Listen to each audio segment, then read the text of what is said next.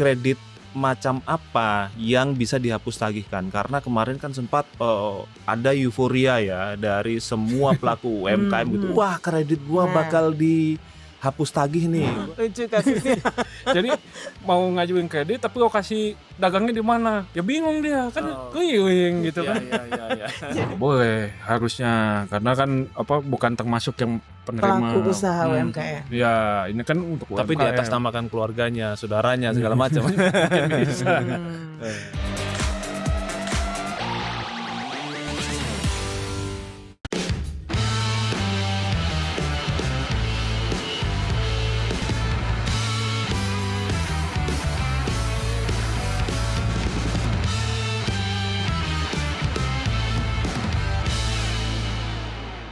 Halo, balik lagi di Jelasin Dong bersama saya Hairul Anam dan ada Cesar Halo. dan ada Mbak Retno hari ini. Halo. Ya, akhirnya teman-teman yang ditunggu-tunggu oleh para banker di BUMN ya, dan juga pelaku usaha mikro kecil dan menengah keluar juga nih. Apa tuh?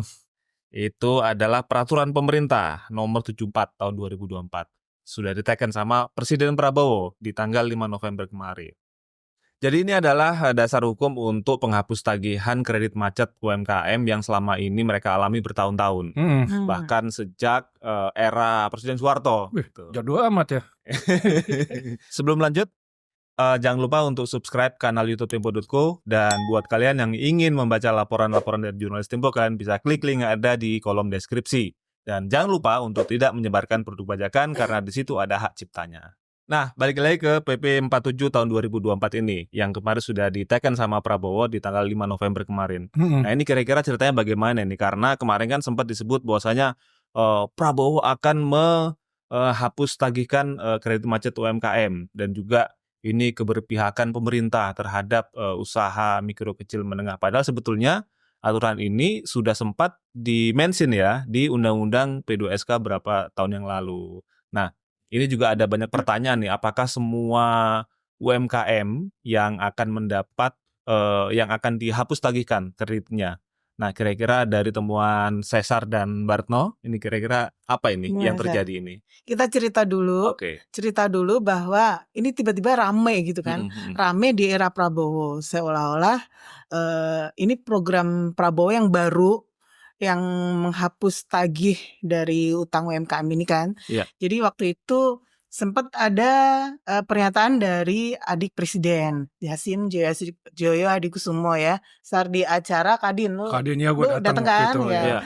Nah di situ Hasim menyebut bahwa pemerintah sekarang akan menghapus tagih gitu piutang dari UMKM gitu. Jadi pada waktu itu muncul seolah-olah ini terobosan dari Presiden Prabowo gitu. Tapi setelah kita telusuri ternyata ini sudah menjadi program yang direncanakan sejak era presiden sebelumnya gitu kan, Jokowi ya. Jadi ini PP 47 ini adalah turunan dari Undang-Undang nomor 4 tahun 23 tentang P2SK tuh. Ya, pengembangan dan penguatan sistem keuangan. Sektor keuangan. Apa itu bunyinya tuh? Di undang-undang itu sudah menyebut bahwa pemerintah boleh dalam hal terjadi piutang ini baca ya karena panjang sekali. Ada di pasal 250 tuh Undang-Undang nomor 4 tahun 2023 panjang ya. Pasalnya ya. sampai 250. Karena omnibus itu, omnibus keuangan. Betul. Banyak undang-undang jadiin satu. Nah, jadi di Undang-Undang pengembangan dan penguatan sektor keuangan itu sudah disebut. Nah, undang-undang kan perlu aturan turunan. Aturan turunan adalah PP peraturan pemerintah tadi 47 tadi, betul. Jadi tidak sekonyong-konyong ada gitu tiba-tiba mendadak ada, nggak begitu juga gitu. Jadi sudah ada timelinenya sebelumnya gitu. Nah ini kan sebetulnya hapus buku misalnya ya kredit macet oleh bank, kemudian hapus tagih itu kan sudah lumrah terjadi di perbankan. Di kenapa korporasi kemudian, swasta itu? Di korporasi swasta terutama ya. Nah kenapa sampai perlu PP seperti ini gitu? Ya karena kalau di bank plat merah ya, nah misalnya memang biasanya ini juga tadi diceritakan nih di DPR nih, gue baru aja datang kan tadi.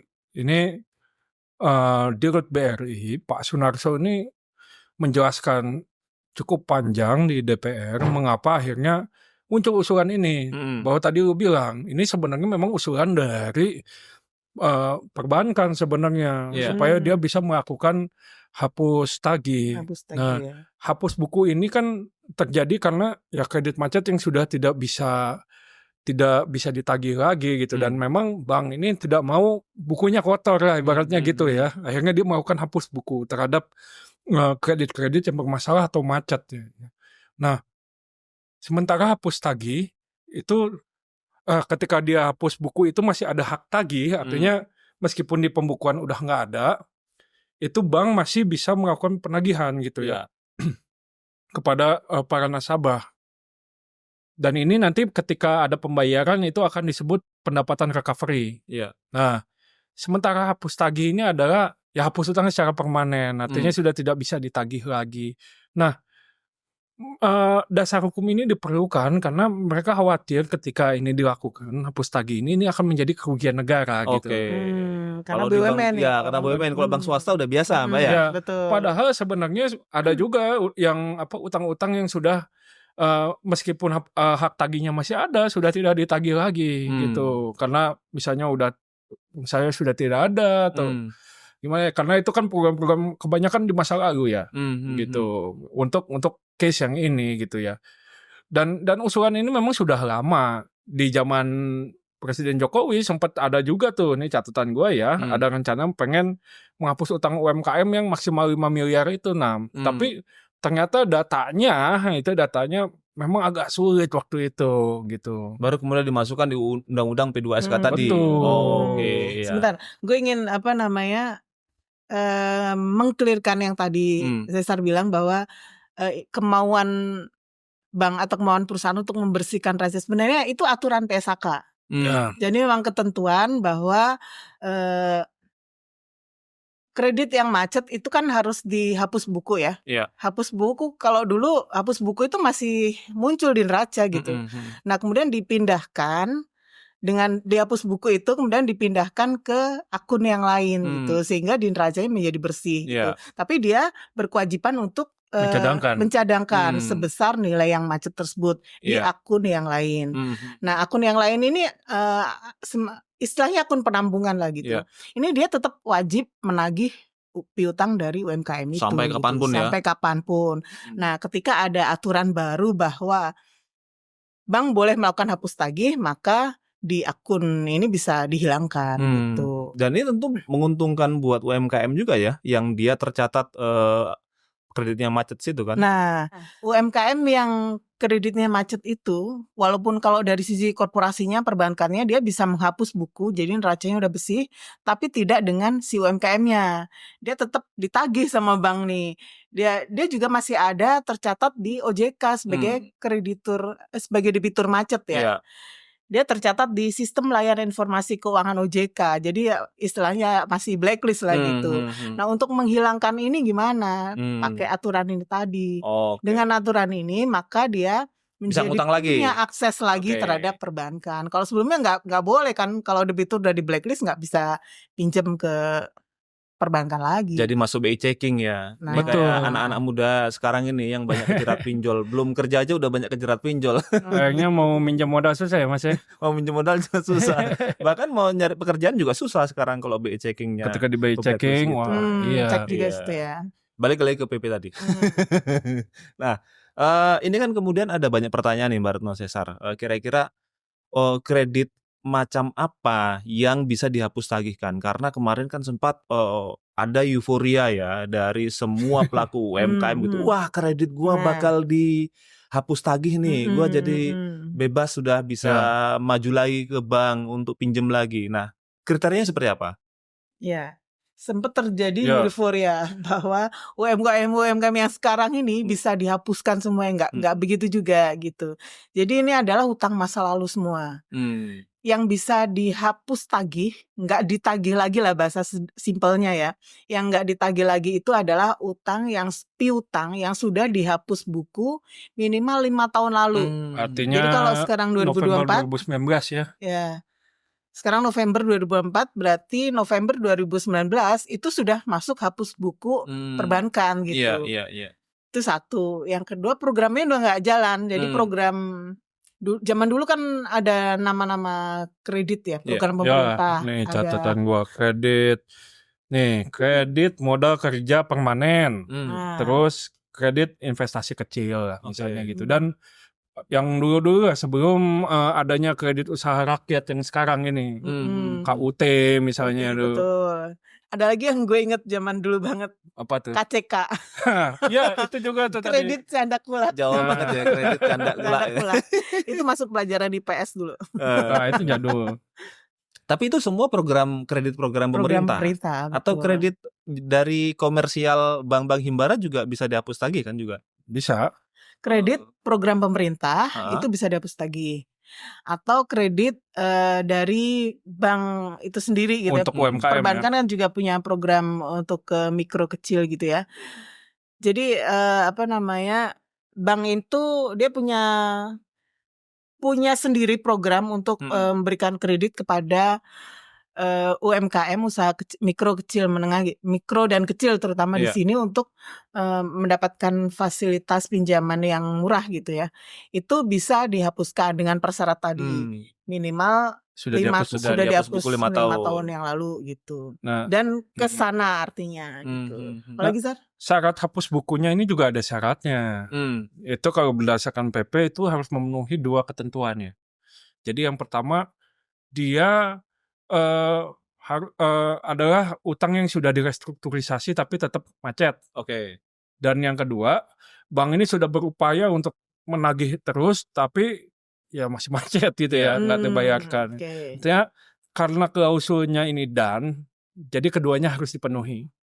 Jadi best effort dulu ya. Nah, betul, artinya sudah ada effort dari perbankannya untuk menagih gitu. Jadi nggak bisa serta-merta udah dianggap macet langsung dihapus lagi gitu. Tapi sudah ada upaya untuk menagih, dan upaya untuk merestrukturisasi, tapi tetap usahanya ini nggak bisa sustain untuk melakukan cicilan gitu ya, melakukan pencicilan utang gitu. Ini yang agak lucu sebenarnya. Karena ini jadi pembahasan di DPR tadi. Iya, di DPR tadi ya hari Rabu. Nah, ini kalau tadi dibilang harus restru dulu, masalahnya restrukturisasi untuk utang-utang kredit-kredit mikro ini baru dikenal itu baru setelah pandemi, artinya setelah 2019 ya. Bahkan setelah 2020 gitu kan. Sebelum-sebelumnya itu tidak dikenal. Oke. Yang restrukturisasi itu biasa dilakukan untuk utang-utang korporasi biasanya yang menengah lah gitu ya. Sementara kalau untuk mikro ini, kalau mikro nggak pakai restru. Atau mungkin mereka punya bahasa sendiri. Bukan, kalau di korporasi kan restrukturisasi kredit. Nah di kredit UMKM ini misalnya sudah selain restrukturisasi misalnya nggak dikenal lah. Nggak dikenal ya, nggak ada istilah lain. Itu disebut tadi yang disampaikan oleh Direktur BRI tadi ya, Pak Narso itu menyoroti itu gitu. Karena ini bukan atau. Kalau di aturan itu kan saklek ya. Kalau atau bisa milih salah satu. Kalau dan harus dua-duanya. Nah inilah yang jadi masalah kata dia. Ini menurut dia dengan pasal seperti itu bisa jadi ini tidak implementatif. Betul. Ini harus dicarikan solusinya gimana nih gitu. Karena ya itu kita juga udah nanya ke teman-teman UMKM ada nggak yang pernah ditawarkan restrukturisasi terutama untuk yang sebelum 2019 memang tidak ada gitu. Setelah pandemi barulah ada aturan OJK yang mengandasi restrukturisasi untuk utang-utangnya UMKM mikro lah lebih tepatnya gitu. Kira-kira total kredit macet UMKM yang di Himbara tuh berapa? Ada catatannya. Nyontek lagi. Jadi banyak contekan nih kita hari ini. Karena angka-angka ya, kita jangan sampai salah dong gitu. Jadi ada kredit yang merupakan program pemerintah ya. Itu nilainya 54,67 triliun. Kemudian ada kredit yang itu kredit yang non-government. Kredit non-government itu artinya oleh perbankan sendiri ya. Itu nilainya 54,67 triliun. Kemudian kredit yang program pemerintah itu ada 2,49 triliun. Jumlah debiturnya ada 227 1.989 orang Orang. debitur. Tapi itu belum dipilah. Maksudnya apakah dia sudah masuk kriteria bisa dihapus tagih atau baru gelondongan itu? Ini catatan pemerintah yang macet. Oh, yang macet. Gitu. Yang ditargetkan lah untuk bisa Dapat masuk program hapus ini gitu. tagih ya. Hapus tagih. Artinya ini yang sudah sebelum itu ya, sebelum eranya. Ini catatan Kementerian UKM, sehingga ada harapan kementerian itu untuk pelaku-pelaku UKM ini dihapus tagih sehingga punya akses lagi terhadap perbankan, usahanya bisa hidup kembali gitu. Jadi Iya. Ya, gue kemarin ketemu juga dengan salah satu kawan kita lah. Ya memang di zaman Prabowo ini program Ini kawannya siapa nih? Narasumber atau ya narasumber pejabat? kita kan, Pejabat narasumber negara kita atau? yang dekat dengan dengan timnya Prabowo ya. Oh, Memang oke. dia ikut kajian khususnya makan bergizi. Nah, memang UMKM ini akan menjadi salah satu Vendor begitu. vendor lah gitu ya, yang nantinya akan dilibatkan dalam program didorong untuk menjadi terlibat dalam program makan siang gratis. Makanya tentu saja Nah, itu dia penyuplai sayuran, penyuplai beras, penyuplai daging, ayam, telur itu ya. ya tentunya makanya dibutuhkan nih mereka ini untuk bisa mendapatkan akses ke permodalan lagi. Supaya hidup kembali lebih besar lagi gitu. Karena ya. kan apalagi kalau kita tahu ini kan kalau digembar-gemburkannya ini kan sektornya itu di ketahanan pangan yaitu petani dan nelayan kan utamanya kan itu kan. Oke, nyambung. Jadinya ini klop nih gitu. Artinya yang menjadi sasaran memang itu, makanya Prabowo meng-ACC lah program ini gitu ya. Apalagi dia punya mimpi besar pengen mengejar 8% itu. Dia hampir semua diarahkan ke sana gitu. Oh, oke. Nah, kalau di PP itu kan ada disebut itu kredit yang tidak bisa dihapus tagihkan adalah kredit yang sudah ada asuransi kreditnya atau penjaminan kredit. Berarti kredit macet KUR, kredit usaha rakyat itu nggak bisa dihapus tagih dong. Oh, kalau KUR bahkan sebelum ngomongin itu, KUR itu kan programnya masih berjalan, Betul. Satu, programnya masih berjalan. Ya. Jadi tidak masuk dalam kriteria ini. Kedua, ini kan memang sudah diasuransikan kan. Ya. Jadi ketika dia macet, ada asuransi yang menjamin atas kredit yang macet ini gitu. Jadi sebenarnya sih tidak ada masalah ketika sudah ada penjaminnya. Kredit itu kalau ada penjaminnya, ada agunannya itu nggak masalah sebenarnya. Tapi UMKM yang kreditnya macet di KUR, dia masih tetap kena blacklist, BI checking gitu. Yang belum dihapus tagih pasti masih masuk di SLIK ya. Sistem layanan informasi keuangan. Nah, itu. Dulu BI checking ya. Karena sekarang pengawasan udah berubah dari BI ke OJK. Namanya berubah juga. Biasa Nah, seperti itu. ini ngomong-ngomong soal kriteria yang lain nih, Marno dan Cesar. Kalau kita baca kan di PP itu kan ada tuh panjang ya itu. Batas kredit yang bisa dihapus tagihkan itu maksimal 500 juta per debitur. Nah, itu bagaimana penjelasannya tuh? Itu masih masuk kategori UMKM ya? 500 juta itu ya. Kalau sekarang iya. Kalau M-nya menengah masuk, tapi kalau mikro kecil enggak dong. Ini kan sasarannya sebenarnya kredit kecil, kredit mikro, dan di bawahnya lagi kredit ultra mikro ya. Jadi nggak sampai segitu lah. Walaupun ketika kita bicara yang tadi program-program apalagi yang kredit canda kurak itu 500 juta zaman itu berapa? Ya, nggak menghitung inflasi berarti ya. 500 juta tahun 90-an gitu. 500 juta tapi hari kalau aku ini. ngobrol dengan petani, nelayan gitu ya, yang mendapatkan kredit di tahun 2019, itu kreditnya kecil-kecil, sekitar 10 juta lah, maksimal 10 juta. Jadi emang bener-bener mikro, ultra mikro bahkan gitu. Jadi gue ngobrol sama seorang petani hortikultura di Kalimantan Timur. Itu dia cerita bagaimana tahun 2019 itu memang ada sosialisasi massal gitu, perbankan tentang program pemerintah ini gitu. Jadi itu memang kredit murah, bunganya sekitar 6% aja gitu. Dan tanpa agunan gitu. Cuma ya nilainya, plafonnya cuma sekitar 10 juta gitu. Iya. Itu macet ya kreditnya. Dia kebetulan termasuk yang lancar. Termasuk yang lancar. Ya. Nah, bagus kalau gitu. Ya, kalau yang macet-macet kebanyakan ya, kalau gua ngobrol dengan teman-teman petani itu yang misalnya mengalami gagal panen, Nam. Jadi minjem buat Pasti modal tani, udah gitu ternyata misalnya kayak Kena kemarin hama gitu ya. kena hama, terus kemarin El Nino gitu, akhirnya dia macet, nggak bisa bayar lah. Atau kena bencana. Ada kan salah satu persyaratannya bahwa dia macet karena bencana tentu saja yang sudah ditetapkan oleh pemerintah setempat ya, bahwa ini daerah A terjadi darurat apa gitu. Jadi ada penetapan legalitasnya ada gitu. Gitu. Iya. Cuman seingatku di zaman Jokowi kemarin sempat ada usulan batas maksimalnya itu 5 miliar.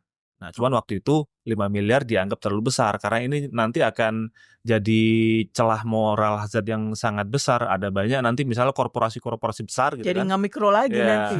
Mengaku-ngaku mikro kan. Mengaku-ngaku UMKM sama kayak orang yang berada ngaku-ngaku nggak punya supaya dapat bantuan sosial. Nah, ini ngaku-ngaku mikro Memang supaya ada kekhawatiran dihapus sih ya. tagihkan gitu. Memang ada kekhawatiran bahwa ini nanti akan, kalau nilainya terlalu besar, batasan kreditnya terlalu besar, jadi tidak menyentuh sasaran yang mikro gitu, UMKM yang mikro gitu. Nanti akan masuk ke sektor bukan lagi UMKM tapi M-nya itu menengah gitu, kelas menengah, jadi korporasi bukan lagi usaha kecil gitu, usaha mikro gitu.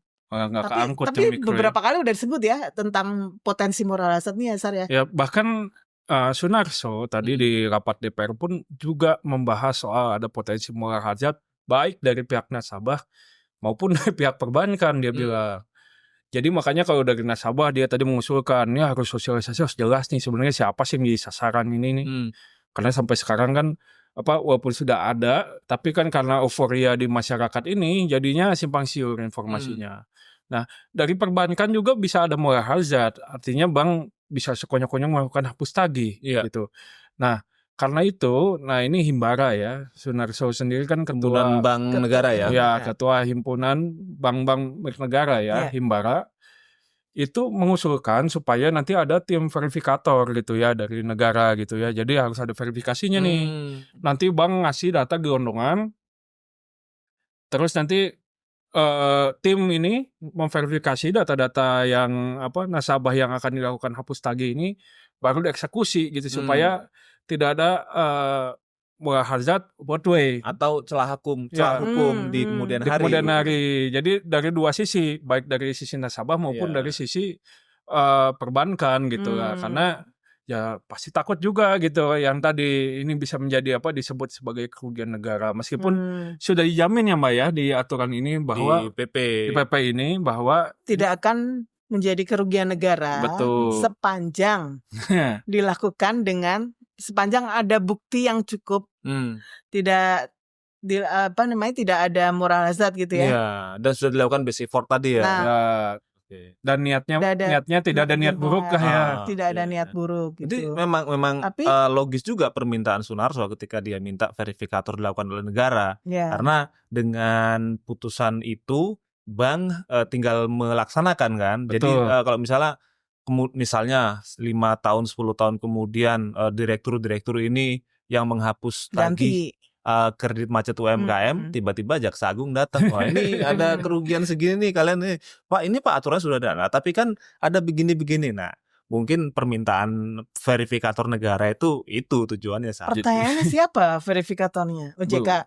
Ini baru usulan dari teman-teman Himbara tentu gitu. Apakah akan ada? Nah, ini yang belum ada penjelasannya dari pemerintah sebenarnya, apakah ini nanti akan dilakukan oleh siapa gitu. Sebenarnya bagus ya untuk menutup potensi celah gitu ya, untuk memverifikasi lagi data dari perbankan itu. Cuma 6 juta loh ini targetnya, 6 juta debitur harus dicek satu persatu gitu, usahanya perlu didatengin apa enggak, benar-benar sudah bangkrut, usahanya udah tutup apa enggak gitu, ya pasti akan butuh waktu. Oke, pemerintah berharap dan optimis sebetulnya ya bahwasanya penghapus tagihan kredit UMKM ini nanti akan meningkatkan akses UMKM terhadap pembiayaan. Tapi sebetulnya apakah masalah masalahnya hanya ini, akses UMKM terhadap pembiayaan perbankan atau non perbankan gitu. Ada masalah lain nggak bagi UMKM selama ini? Kita udah ini ya ngobrol dengan beberapa narasumber nih, terutama dari asosiasi. Asosiasi apa namanya, Sar? Aku Mandiri ya. Aku Mandiri. Jadi dia tuh menerima keluhan dari anggota yang anggotanya tuh UMKM di Sekitar ya di berbagai daerah lah. berbagai daerah. Jakarta, di luar Jawa juga. Jadi persoalan UMKM tuh bukan sekedar bisa dapat atau tidak kredit itu, tapi kebutuhannya jauh lebih mendasar lagi gitu. Perlu sosialisasi, perlu informasi yang memadai tentang berbagai macam program kredit yang dimiliki pemerintah atau perbankan gitu. Jadi ada KUR, ada PNM ya, pembiayaan PNM, ada madani ya. kredit yang lain lagi, PUMK dari perbankan. Itu apa saja, kemudian plafonnya berapa, bunganya berapa, itu perlu ada sosialisasi pada masyarakat gitu supaya mereka tahu, paham dan bisa memilih mana yang pas dengan Kebutuhan mereka. kebutuhannya dengan karakter usahanya gitu. Itu yang tidak dilakukan gitu. Sehingga mereka seringkali Masih minim lah ya Mbak ya. Seringkali ya apa yang ada di depan mata aja yang diambil gitu. Ketika ada program ini disodorkan ya diambil aja. Padahal Contoh. misalnya yang datang PNM ya udah mereka ambil PNM. Nah, itu Padahal yang dia. dibutuhkan adalah KUR. Bisa lebih Ya. gede lagi gitu. Jadi contoh nih ada kasus yang UMKM di daerah.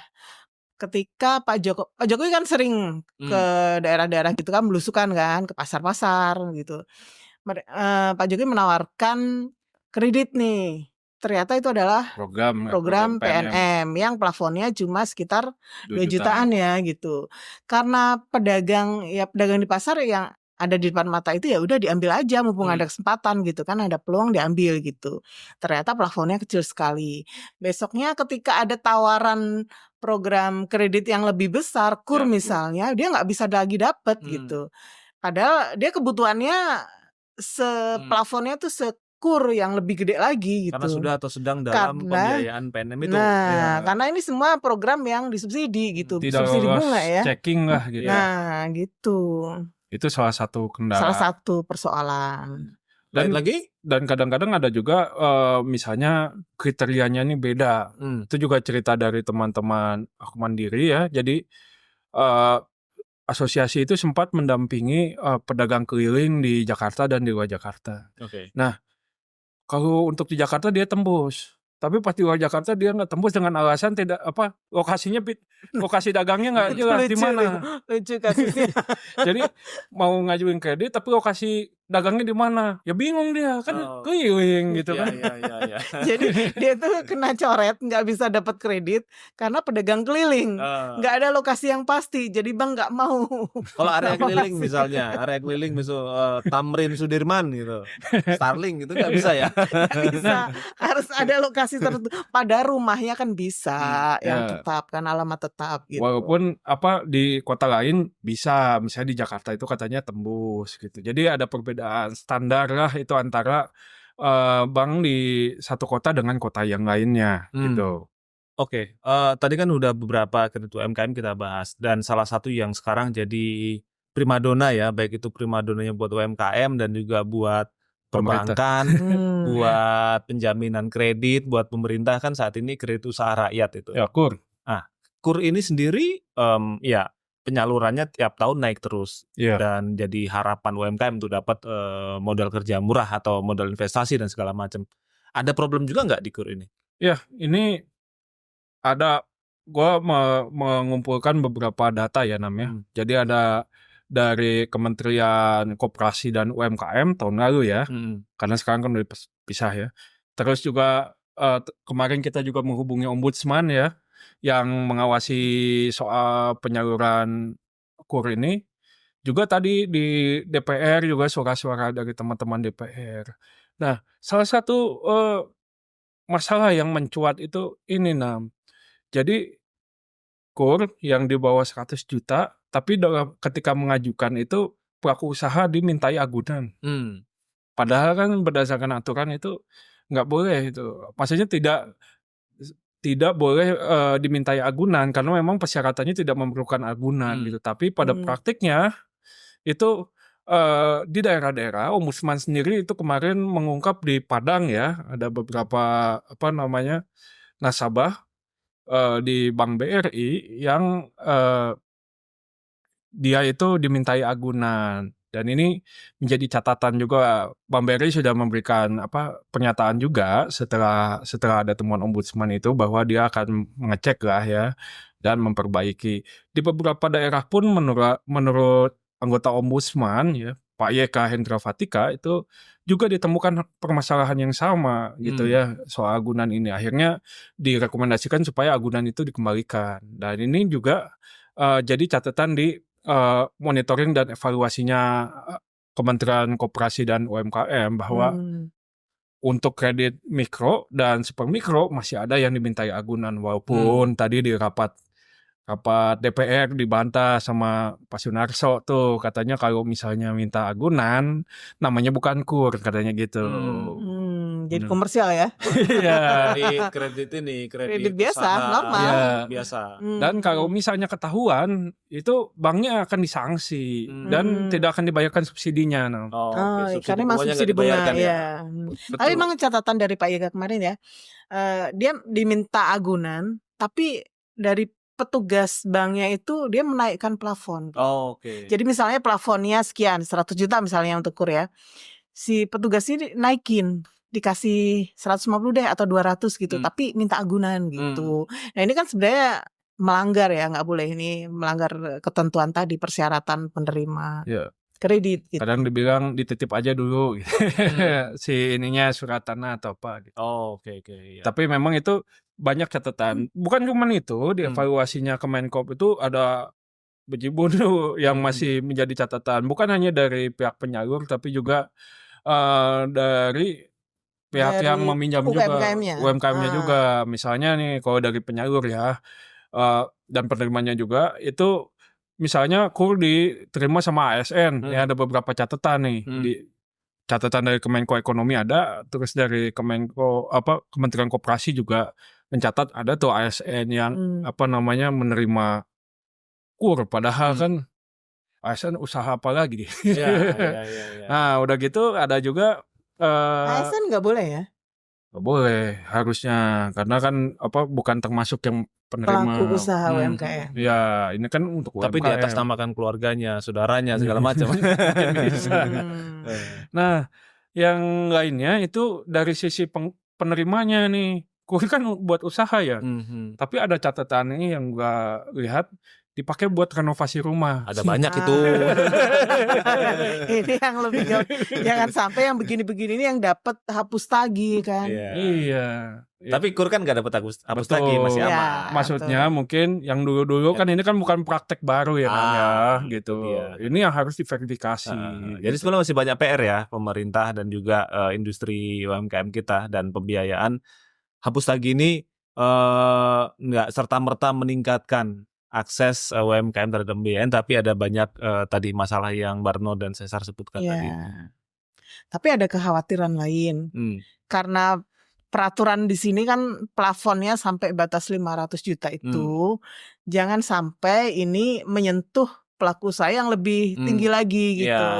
Bahwa sasarannya ini adalah pelaku usaha mikro dan kecil itu oke gitu, tapi jangan sampai karena plafonnya 500 juta itu kemudian digunakan oleh pelaku usaha yang tingkatannya levelnya lebih tinggi lagi gitu. Nah itu sikap Tempo tuh salah satunya tuh. Itu